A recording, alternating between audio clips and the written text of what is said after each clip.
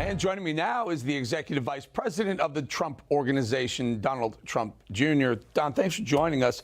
You know, we'll get into some of the other stuff, the free speech stuff, which I know is important to you and everyone watching this right now. But I just wanted to start with, you know, the FBI raided, or whatever they did. They knocked on the door of Biden's beach house.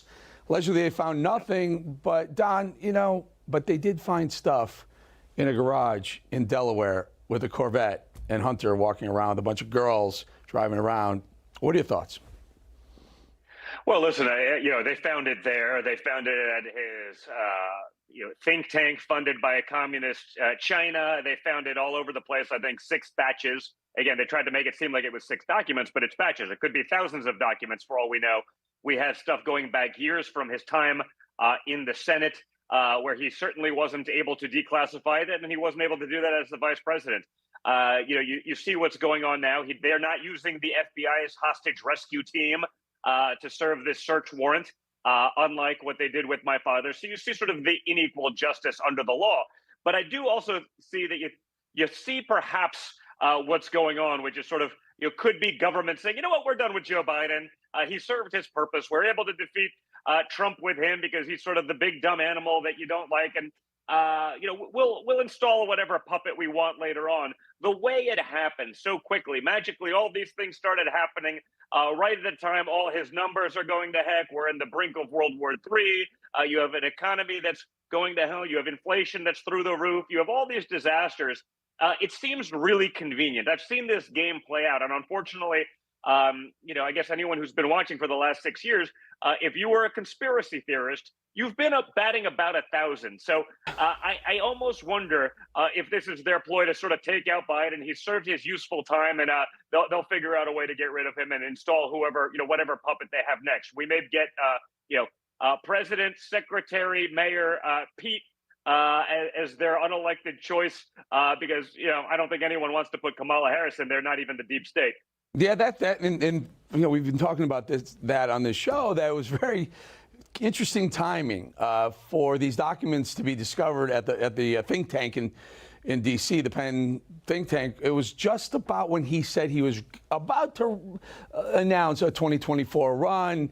That may have put the brakes on that a little bit. And conveniently, Eric, conveniently right after the midterms. They found him a week before, but they would never release it during that time. Now, we wouldn't get the benefit of that doubt. And you didn't get the benefit of that doubt. When they busted down the door, they did that right before midterms, right before an election. I mean, it's insane how crazy this is. On one hand, they're helicopters flying above, hundreds of FBI agents raiding Mar-a-Lago, which, by the way, folks, is a private residence, which, by the way, the documents were, I'll let him tell you, locked in a basement behind a closed door. Yeah, well, guarded by the Secret Service. I mean, guarded by United States Secret Service, not in a box in a garage that, Hunter's utilizing while he's taking Joe's Corvette for a joyride and all of this insanity. So the double standard is sick, but that they hid that fact before the midterms, opposite of us, because they wouldn't want to hurt the other Democrats in power, the people that they want to later on put into power. But we were not going to hurt those guys, but we'll hurt Joe right after that. Again, I don't believe in coincidence anymore. I don't believe that they magically then find 6 batches and another batch and another batch and another batch, and then all the photo. It all just starts popping out. It's as though, they're done with him and they can install whoever they want. And again, I don't think that's even conspiratorial at this point, because I think if you don't believe that there's a possibility of that being probably the most likely scenario, again, you haven't been watching or you're not that intelligent. So conspiratorial, I tend to lean that way. And as you point out, those of us who are conspiratorial tend to be right. We're crazy when we say it. We're whatever we are, lunatics, right-wing nut jobs, whatever. But that turns out most of these things come true. Don, I want to talk a little bit about. Let's talk about 2 things. Number one, you have a new podcast on Rumble, which talks about free speech. And the reason why I'm bringing this up is in the vein of what's going on right now with DirecTV and Newsmax being deplatformed. It feels like the left, they just don't even try and hide it anymore. They're not defenders of free speech. But tell us how we fight back.